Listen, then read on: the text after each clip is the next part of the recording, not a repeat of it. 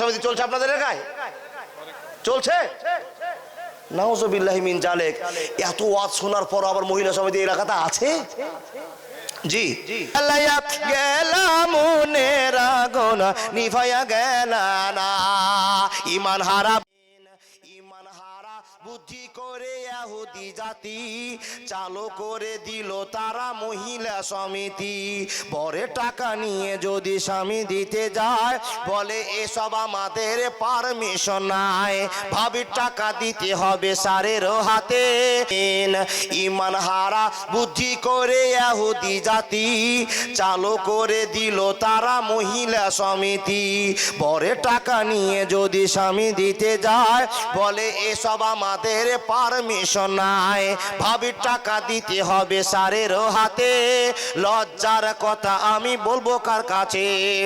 কিছু মানুষ বলে বন্ধন নিয়েছি বলে মেয়ের বিয়ে দিতে পারলাম নিজের বক দিলাম, আমি জ্বালাইয়া গেলাম মনের আগুন নিভাইয়া গেল না, ইমান হারা বুদ্ধি করে ইহুদি জাতি চালু করে দিল তারা মহিলা সমিতি।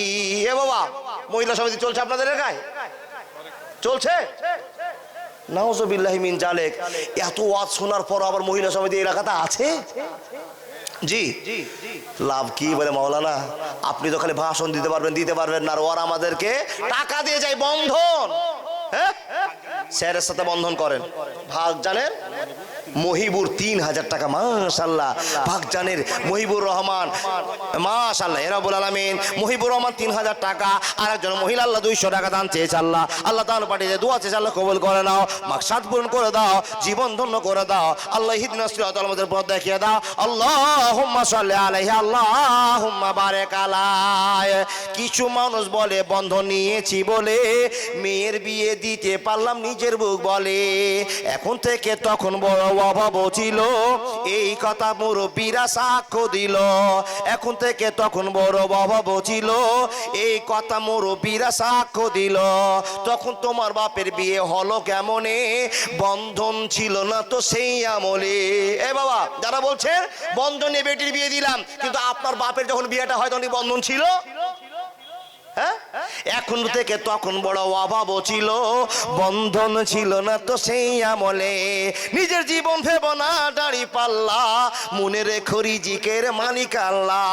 এসব ছেড়ে তোবা করে ফিরে এসো ভাই, দাজাল আসতে আর কিন্তু বেশি সময় নাই। মনে রাখতে হবে সময় ঘনিয়ে চলে এসেছে। আব্বা জান, দাদা বন্ধুরা আমার, মা বোনের আমার, একটু পাঠান টাকাগুলো আল্লাহর রাস্তায়। আমাকে তো আপনি টাকা দিবেন না, দিবেন কাকে? আল্লাহকে। কিসের জন্য? কবরের জন্য। এটা তো আপনার ওই কালিয়া চকের মানুষ আপনার গোরস্থানে শুয়ে থাকবে না। কালিয়া চকের মানুষ আপনার গোরস্থানে শুয়ে থাকবে না, আপনার জায়গাতে আপনি শুয়ে থাকবেন। আপনি টাকা দিচ্ছেন, কিন্তু মুসলমানরা বড় দয়ালু। কেন জানেন? ওই শ্রীগোষ্ঠী থেকে এসে, শাহবাদপুর বামুনতলা মোড় থেকে এসে দূর দূর থেকে মুসলমানেরা এক মুসলমানকে সাহায্য করে। ওনারা যদি দান করে তো না দিতে পারে, কিন্তু গ্রামের লোকে দান করতে হবে। যারা এই জায়গাতে আপনি ঘুমাবেন থাকবেন, এটা আপনার কর্তব্য। আমি যারা শুনতে এসছি, আমি দান নাও করতে পারি, কিন্তু মুসলমান যা আল্লাহকে বিশ্বাস করে, কেন? দান দিলেই লাভ। এমন একটা জায়গাতে দিয়ে দিলাম, আল্লাহ বলছেন মাশাআলুল্লাযিনা ইনফিকুনা আমওয়ালাহুম ফি সাবিলিল্লাহ। বান্দারে শুনে নাও, জীবনটা ধন্য করে দাও। আল্লাহ কি জীবন ধন্য করব? আল্লাহ বলছেন বান্দা, যখন তুমি দান করে দিয়েছো, তোমার টাকাটা বাড়তে আরম্ভ করালাম। কতদিন বাড়বে? যেই দিন সকল মানুষকে এক জায়গায় হাজির করা হবে, ওয়া কুল্লা ইনসানিন আলজামনাহু তায়রাহু ফি উনুকিহি ওয়া নুখরিজু লাহু ইয়াওমাল কিয়ামা। সেই দিন মানুষ দেখবে জীবনে যত আমল করেছে, সেই দিন দেখবে এখন দেখতে পাবে না। ভাই, একটা ছোট্ট হাদিস বলি। জি, কে ভুট্টা দিয়েছে? কোনটা? মাশাআল্লাহ। কি নাম আপনার? নূর ইসলাম। লোকটা তো চিকন লাগছে। জি, 1 কুইন্টাল ভুট্টা তো কম হয়ে গেল। হ্যাঁ, কম হয়ে গেল না? আর পারবেন না বলে না? 1 কুইন্টাল ভুট্টা কিন্তু ভালো একটা দাম দিয়েছে। 1 কুইন্টাল ভুট্টার দাম 2000 টাকা, 2500 টাকা হতে পারে। একটা হাদিস বলি, তারপর আপনি দাম দেন। এ বাবা, আপনাদের স্ত্রীরা আপনাদের কাছে বায়না করে, একটা শাড়ি দাও, আমার জন্য একটা ব্লাউজ নিয়ে আসিও, একজোড়া স্যান্ডেল নিয়ে আসছে, বলে কি না? ঈদ আসছে, জালসা আসছে, একটা ভালো শাড়ি নিয়ে আসো, বলে কি না? হযরত আলী রাদিয়াল্লাহু তাআলা আনহু একদিন নিজের স্ত্রী ফাতেমাকে বলছেন, ফাতেমা, আমি তো শুনেছি যে অনেক মেয়েরা স্বামীর কাছে অনেক জিনিস আবেদন করে, ফাতেমা তুমি কি আমার কাছে একদিন আবেদন করবা না? তখন ফাতেমা বলে, স্বামী, আমি তো দুনিয়াকে প্রাধান্য দিই না, আমি আখেরাতকে প্রাধান্য দিই। দুনিয়াতে 30 বছরের জন্য কি চাইবো আপনার কাছে? কি দিবেন আপনি? আপনাকে চাইবো না, আপনার কাছে চাইবো না, আর চাওয়ার মতো আমার কোনো জায়গা নাই। তখন আলী বলছেন, হ্যাঁ গো, আমার যে বড় শখ, আমি যে ভালো স্বামী হতে চাই, স্ত্রী চাইবে আমি কষ্ট করে দিব, এটার মধ্যে একটা মহব্বত আছে, একটা ভালোবাসা আছে। তখন আলীর কথা শুনে, হযরত আলীর কথা শুনে মা ফাতেমা বলছে, ও সোনামণি আলী, স্বামীকে সোনামণি বলে? আপনার স্ত্রী বলে? জীবনে বলবে না। জি, ও সুযোগ নেই যে আপনাকে ছেড়ে কখন পালাই। আপনি কালো স্বামী, ল্যাংড়া স্বামী, কানা স্বামী, কামাই করতে পারেন না। এমদাদুল বক্তা 10,000 টাকা কামায়, তুমি 3,000 করে কামাই করতে পারো না সপ্তাহে।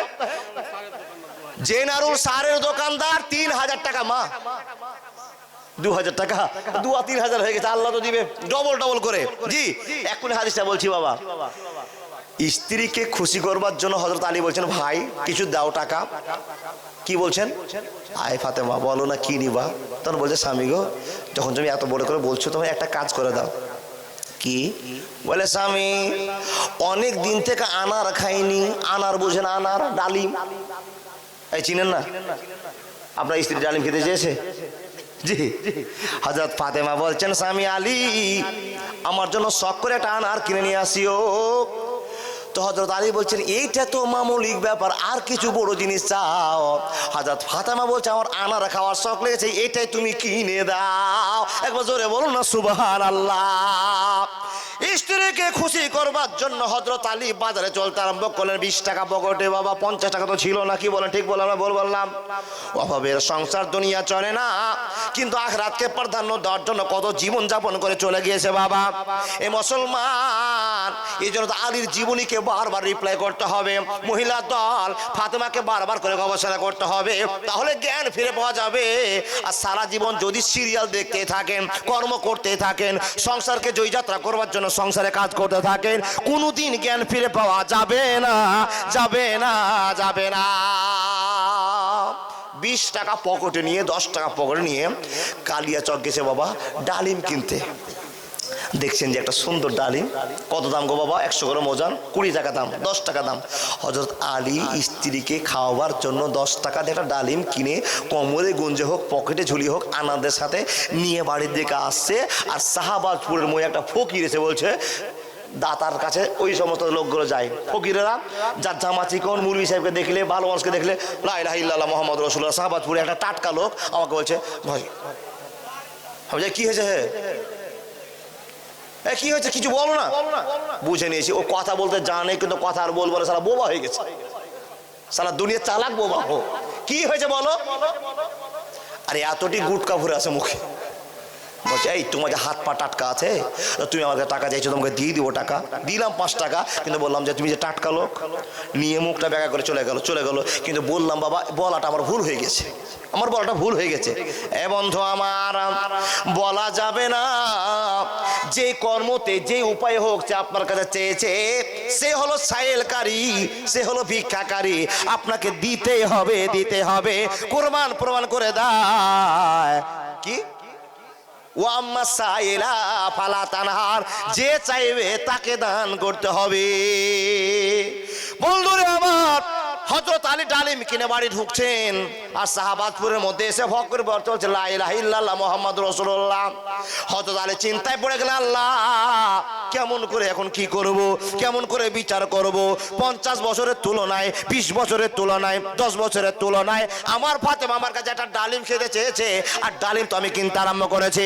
এমন তো সময় ফকির আমার কাছে আবেদন করেছে, আল্লাহ এখন ফাতেমাকে রাজি করব না, আল্লাহ তোমাকে রাজি করব। একবার জোরে বলুন না, নারায়ে তাকবীর। এ বাবা, হযরত আলী চিন্তা, আল্লাহ ফাতেমাকে রাজি করবো না, তোমাকে রাজি করব। তুমি যে বলছো আম্মা সাইরা ফালা তানহার, ফকির চাইলেই দিতে হবে। এখন ফাতেমাকে যদি রাজি করতে যায় তো ফকির পাবে না, আর ফকিরকে রাজি করে তোমাকে রাজি করতে যায় তো ফাতেমা পাবে না। কি করে বিচায়? নিশ্চয় চিন্তা করলেন আল্লাহর বান্দা, ফাতেমা